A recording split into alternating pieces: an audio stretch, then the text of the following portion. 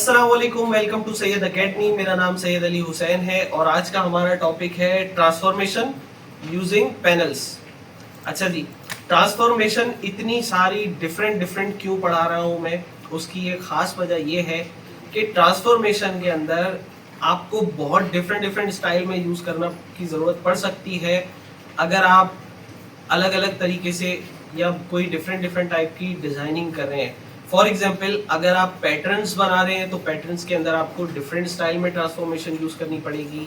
अगर आप कोई सिंबल या इस तरह की चीज़ बना रहे हैं तो उसमें आपको डिफरेंट तरह से ट्रांसफॉर्मेशन यूज़ करनी पड़ेगी। तो मैं कोशिश ये करूँगा कि ट्रांसफॉर्मेशन हर तरह से आपको यूज़ करना सिखाऊं, ताकि जब आपको जो ऑप्शन यूज़ करना पड़े आप फौरन एग्जैक्ट उसी ऑप्शन पे जाके वो ऑप्शन यूज़ करें। ऐसा नहीं हो कि जी लोग मैनुअली चीज़ें सेट कर रहे होते हैं। मैनुअल काम नहीं करना होता ज़्यादा। अगर आपको ऑप्शन या वो टूल दिया गया है तो उस टूल को आप फुल यूटिलाइज करें, उसका तरीके से पूरा इस्तेमाल करें। ठीक है, तो ट्रांसफॉर्मेशन यूजिंग पैनल्स। तो मैं एक छोटा सा रिवीजन दे देता हूँ कि सबसे पहले ट्रांसफॉर्मेशन हमने पढ़ी थी यहाँ से ऑब्जेक्ट में ट्रांसफॉर्म, यहाँ से हमने कवर किया था ट्रांसफॉर्मेशन। मैं रीसेट बाउंडिंग बॉक्स भी बता चुका हूँ ट्रांसफॉर्मेशन के अंदर। अगर जिन लोगों ने असाइनमेंट्स बनाए हो उन्हें पता होगा। दूसरी चीज, ट्रांसफॉर्मेशंस में टूल से भी बता चुका हूँ। ठीक है, यहाँ से भी मैंने बता चुका हूँ ट्रांसफॉर्मेशन। रीशेप एक अलग टूल है, इसके बारे में मैं बाद में बताऊंगा। अच्छा, तीसरी चीज अब हम पढ़ने वाले हैं ट्रांसफॉर्मेशन पैनल्स के थ्रू। पैनल्स के अंदर जो ट्रांसफॉर्मेशन है वो क्या चीज है?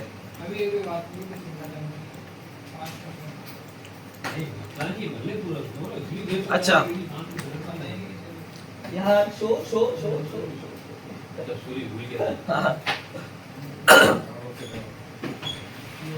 अच्छा जी, तो ये एक रेक्टेंगल मैंने बनाया है और आप विंडोज में आते हैं। पैनल के अंदर विंडोज के अंदर जो पैनल्स दिए गए हैं यहाँ पर आप ये ट्रांसफॉर्म का पैनल है। ठीक है, और आपको यहाँ पर ये इस शेप में मिलता है। अगर आपके पास ये ना आ रहा हो तो आप विंडोज में से जाके ये पैनल खोल सकते हैं। ठीक है, यहाँ पर देखें, सबसे पहली जो चीज है ना वो है ये है पोजीशन। पोजीशन कह लें या फिर आपका ये मूव कह सकते हैं इसको, कि मेरा जो ऑब्जेक्ट जो है ना अभी ये किस जगह पर रखा हुआ है। ठीक है, अगर मैं इसको 0 कर देता हूं तो आप देखें मेरा ऑब्जेक्ट कहाँ जाके रुकता है, यहाँ पर। मैं y में भी अगर 0 कर देता हूं उसको तो ये मेरा ऑब्जेक्ट यहाँ आके रुक जाता है। इसका मतलब ये है कि जो मैंने आपको पहली क्लास में ग्राफ पढ़ाया था, ग्राफ में जो 0 0 वैल्यू थी, उस 0 वैल्यू का जो 0 0 वैल्यू है वो आपके इलस्ट्रेटर में इस जगह पर है। ठीक है, अच्छा, रूलर में आपको एक छोटी सी क्लास में थोड़ा सा एक्सप्लेन कर दूंगा, बट अभी मैं आपको दिखा देता हूँ। कंट्रोल R प्रेस करते हैं हम।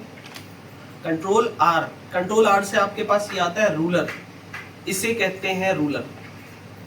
रूलर में अगर आप गौर करें, मैं आपको जूम करके दिखाऊं तो यहाँ पर देखें ये 0 लिखा हुआ है और इसके आगे भी इस पॉइंट के स्ट्रेट जाएंगे तो यहाँ भी 0 लिखा हुआ है। इसका मतलब ये है कि जो इलस्ट्रेटर का ग्राफ है उसका 0 यहाँ से स्टार्ट हो रहा है। अब अगर मैं ट्रांसफॉर्म में आता हूँ और यहाँ पर लिखता हूँ 10 x में, तो x मेरी वैल्यू कहाँ है? इस तरफ जाती है x की वैल्यू, अगर किसी को याद हो। ये तो बहुत थोड़ा सा हल्का सा मूव हुआ है। मैं क्या करता हूँ, फाइल मेन्यू में आके डॉक्यूमेंट सेटअप में यूनिट के अंदर इंचेस कर देता हूँ यूनिट को, क्योंकि पॉइंट्स का मैंने बताया था, पॉइंट्स की वैल्यूज आपको इतना आइडिया नहीं होगा इंचेस, लेकिन आपको अच्छा आइडिया होता है सबको। तो मैं यहाँ अगर 5 इंचेस इसको मूव करता हूँ तो देखिए 5 इंचेस ऐसे मूव हो रहा है इस तरफ। फिर मैंने इसको 0 कर दिया यहाँ से और एंटर प्रेस किया। अब मैं यहाँ पे इसको सिलेक्ट करके टोटल को -5 प्रेस करता हूँ और एंटर प्रेस करता हूँ। अब ये -5 ऐसे चला गया। फिर मैंने इसको 0 किया, अब मैं इसका y करता हूं, y की वैल्यू 5, तो ये नीचे की तरफ 5 इंचेस मूव हुआ। और सेम इसी तरह -5 अगर करता हूं तो ऊपर की तरफ 5 इंचेस मूव करता है। तो हम अपने ग्राफ ऑब्जेक्ट की मूवमेंट जो है ना यहाँ से भी दे सकते हैं कि अगर फॉर एग्जांपल मेरा ऑब्जेक्ट इस पोजीशन पे रखा हुआ है और मैं इस पोजीशन से 5 इंचेस मजीद मूव करना चाहता हूँ। अब ये तो 0 नहीं है ना, यहाँ पर आप 5 इंच आप कैसे कैलकुलेट करोगे? 5 इंच इसके अंदर प्लस करेंगे तो आपको मैनुअली कैलकुलेट करना पड़ेगा। मैनुअली कैलकुलेट करने की जरूरत नहीं है, आपको इलस्ट्रेटर ही कैलकुलेशन का ऑप्शन देता है। प्लस करके आप यहाँ लिख सकते हैं 5, ठीक है। अब ये 5 इंचेस था तो आप 5 आपने +5 लिखा तो ये ऑटोमेटिकली उसने ये वाली यूनिट का कैच की है, इंचेस IN। अगर मैं इसको 5 इंचेस की जगह 5 mm करता हूँ, 5 mm शुरू की जो वैल्यू है वो है 2.81 समथिंग इंचेस, प्लस उसमें कितना कर दो 5 mm प्लस करके मैंने एंटर किया तो उसने पहली यूनिट इंचेस वाली कैच की और दूसरी यूनिट क्योंकि मैंने mm प्रेस कर दिया था तो mm कैच की। अच्छा, यहाँ पर एक छोटी सी ट्रिक और है कि मैं अगर चाहता हूँ यहाँ पर अपनी वैल्यू सडनली, अभी यहाँ पर इंचेस है ना, लेकिन मुझे ये भी अपनी जो भी कोई पोजीशन है मुझे डायरेक्ट चेंज करनी हो तो मैं यहाँ डायरेक्ट यूनिट लिख सकता हूँ। इंचेस को मैं cm कर दूं अगर, यानी कि अब ये सेंटीमीटर में कन्वर्ट हो जाएगा ऑटोमेटिकली। तो ये देखें सेंटीमीटर में उसने एक्शन परफॉर्म किया क्योंकि मैंने वहां सेंटीमीटर लिख दिया था, लेकिन उसने आपको रिजल्ट एंड में क्या दिखाया यहाँ पर इंचेस में। तो आपके पास ये ट्रिक भी है। तो कहीं भी पूरे सॉफ्टवेयर के अंदर अगर आप यहाँ इंचेस देखते हैं, यहाँ इंचेस देखते हैं, यहाँ पर भी इंचेस में वैल्यू आती है मूव में, अगर आपको इन वैल्यूज को सडनली चेंज करना हो इंचेस के इंचेस से या किसी cm में, सेंटीमीटर में, सेंटीमीटर से इंचेस में, तो आप डायरेक्टली यहाँ पर उस यूनिट का जो है वो लिख सकते हैं शॉर्ट फॉर्म। फीट है तो आप फीट लिख सकते हैं, तो फीट से वो देखें कहाँ चला गया, ये 2 फीट तो जितना भी था वो मैंने फीट में कन्वर्ट किया उसको, उसने फीट में मूव किया। तो वो अगर आप इंचेस याद नहीं कर सकते तो आप यूनिट्स याद नहीं कर सकते तो आप यहाँ से देख सकते हैं कि मैंने यहाँ से इसको यूनिट किया, यूनिट पिक्सल किया तो पिक्सल का शॉर्ट फॉर्म है px। मैंने यहाँ से इसको पॉइंट्स किया तो पॉइंट्स का शॉर्ट फॉर्म है pt। सारे यूनिट्स का यार्ड्स है तो yd। तो सारे यूनिट्स का शॉर्ट फॉर्म आप यहाँ से याद कर सकते हैं अगर आपको याद करना हो तो। मुझे याद है जो नॉर्मल कॉमन से जो यूनिट्स हैं वो इतना मुश्किल नहीं होता, ठीक है। तो ये थी ट्रांसफॉर्मेशन में मूव का तरीका यहाँ पर। अच्छा, यहाँ पर ये देख रहे हैं ट्रांसफॉर्मेशन में ये छोटी सी चीज दिखाता है, ये कहलाता है रेफरेंस पॉइंट। रेफरेंस पॉइंट जो हम टूल के थ्रू अपनी मर्जी से कहीं भी रख सकते हैं। मैंने यहाँ रख दिया, यहाँ रख दिया, यहाँ रख दिया, कहीं भी, ये तो टूल के थ्रू है। अगर मुझे स्पेसिफिक किसी पोजीशन पे रखना हो तो ये 1 2 3 4 5 6 7 8 9 पोजीशंस उन्होंने दी हैं इलस्ट्रेटर ने आपको। आप टॉप पे अगर इसको लॉक करेंगे ना टॉप वाली पोजीशन पे, तो आप क्या कर सकते हैं, यहाँ से इसको देखिए, मैं साइज इसका चेंज करता हूँ। अभी फिलहाल मैंने ये लिंक हटा दिया, मैं इसके बारे में बताता हूँ। मैं इसको 2 इंचेस करता हूँ तो देखें मेरा ऑब्जेक्ट जो है ना यहाँ से मूव नहीं करेगा, यहाँ से वो लॉक रहेगा। मैंने इसको 1 इंच किया, यहाँ से 1 इंच किया तो देखें ऑब्जेक्ट यहाँ पर लॉक है और यहाँ से ही मूव कर रहा था, ठीक है। ये देखें मैंने अनडू किया, वो 2 साइड से लॉक है। अगर मैंने टॉप वाली रो में सेंटर वाला सिलेक्ट किया तो ये टॉप से तो लॉक रहेगा। अगर मैं हाइट चेंज करूंगा इसकी तो ये टॉप लॉक रहेगा, लेकिन अगर विड्थ चेंज करूंगा तो विड्थ में ये दोनों साइड से बड़ा होगा। ऐसी भी जरूरत हमें पड़ती है। तो ये रेफरेंस पॉइंट का ये काम है। तो कहीं भी रख के हम इस रेफरेंस पॉइंट को अपने ऑब्जेक्ट को, फॉर एग्जांपल मैंने विड्थ बढ़ानी है बट इस तरफ से बढ़ानी है, राइट साइड से, तो मैं इसको इस तरफ से लॉक करूंगा, एक तरफ मुझे लॉक करना पड़ेगा ताकि दूसरी तरफ से उसकी हाइट बढ़े। अच्छा जी, अब बात करते हैं, ये तो विड्थ और हाइट है, आप इजी है, इसमें कोई मुश्किल नहीं है। ये बात करते हैं constrain width and height proportion की। Constrain width and height proportion क्या है? इसको हम कहते हैं प्रोपोर्शनली किसी भी चीज को, किसी भी ऑब्जेक्ट को छोटा या बड़ा करना। प्रोपोर्शनली क्या मतलब है? इसका मतलब ये है कि जैसे देखें, अगर कस्टमर कहता है आपको कि यार मेरा जो विड्थ है ना 6 इंच, अभी साइज है for example 6 inch by 2 inches का, तो 6 इंच अगर मैं छोटा करने जाता हूँ 4 पे, या फिर 6 इंचेस छोटा करने जाता हूँ 3 पे, तो हाइट उसकी ऑटोमेटिकली प्रोपोर्शनल कितनी होगी? जैसे विड्थ में आधा छोटा किया है, 6 से 3 किया है, तो हाइट में 2 से 1 हो जाना चाहिए। ये आपका दिमाग तो कैलकुलेट कर लेगा कि यार अच्छा वो प्रोपोर्शन, यानी कि एक ही साइज से शिफ्ट दबा के, जिसको हम कहते हैं ना छोटा बड़ा करना, छोटा सिर्फ शिफ्ट दबा के ऑब्जेक्ट छोटा या बड़ा कर रहे हैं, ये वाली चीज, ये प्रोपोर्शनल लॉक हो जाता है एक तरह से। इस चीज को आप हर साइज पे कैलकुलेट नहीं कर सकते दिमाग के अंदर या किसी भी तरह, तो इसके लिए यहाँ पर इन्होंने एक छोटा सा लिंक दिया है। इस लिंक के थ्रू आपको सिर्फ और सिर्फ आपको एक साइज लॉक करना है। कस्टमर या फिर विड्थ आपको लॉक करने को कहेगा या हाइट लॉक करने को कहेगा। विड्थ या हाइट लॉक करने का मतलब ये होता है कि कस्टमर कहेगा यार हाइट जितनी, विड्थ जो है ना जितनी भी आ रही है उतनी जाने दो, हाइट का काम ये करो, हाइट आप 3 इंचेस कर दो।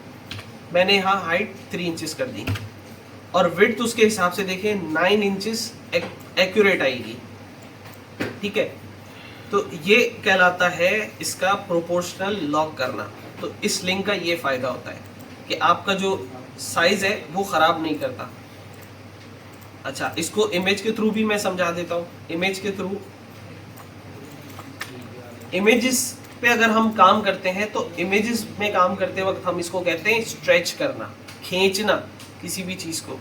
अगर मैं प्रोपोर्शनल लॉक नहीं करूंगा और इसके साइज को आगे पीछे छोटा बड़ा करता रहूंगा इस तरह, या फिर जैसे शिफ्ट प्रेस करके इमेजेस पे जब भी बच्चे काम कर रहे होते हैं, मैं कहता हूँ भाई शिफ्ट प्रेस करके इमेजेस का को छोटा या बड़ा किया करो ताकि आपकी इमेज ना खींचे ना, ठीक है। तो इसी तरह जब इमेजेस के अंदर आपके पास बैनर्स, पैनाफ्लेक्सेस, इस तरह की चीज़ें होती हैं, तो उसमें भी आपको प्रोपोर्शन लॉक करना होता है जब कस्टमर आपको एक स्पेसिफिक साइज देता है तब, ठीक है। जैसे मैंने यहाँ पे 40 किया तो हाइट उसके हिसाब से ऑटोमेटिक आई है, ठीक है। ये था प्रोपोर्शन का। अच्छा, बाकी दो चीज़ें बड़ी इजी हैं। यहाँ पे भी आपका रेफरेंस पॉइंट काम आता है। फॉर एग्जांपल मैंने इसको रोटेट किया 20 डिग्री, वो 20 डिग्री रोटेट हुआ, बट उसका प्रोपोर्शन देखें कहाँ से, रेफरेंस पॉइंट कहाँ पर लॉक है, यहाँ पर लॉक है उसका रेफरेंस पॉइंट। अगर मैं यहाँ लॉक करूँगा 20 डिग्री करूँगा तो मेरा अब रेफरेंस पॉइंट यहाँ आ गया ऑटोमेटिकली। तो ये रेफरेंस पॉइंट का ये काम है। इसी तरह शेयर या स्क्यू, इसके अंदर भी रेफरेंस पॉइंट इसी तरह काम करेगा आपका। देखें, एक ये वाला एंगल लॉक कर दिया यहाँ से उसने, और मैं उसको जितना चाहूँ स्क्यू कर सकता हूँ, ठीक है। तो ये थी ट्रांसफॉर्मेशन की। इसके अंदर रिफ्लेक्ट नहीं है, वो नहीं है भाई, हाँ रिफ्लेक्ट नहीं है। तो रिफ्लेक्ट के लिए आपको या तो इधर आना है, फिलहाल यहाँ पर इस टूल के ऊपर, या फिर यहाँ पर आना है, ठीक है।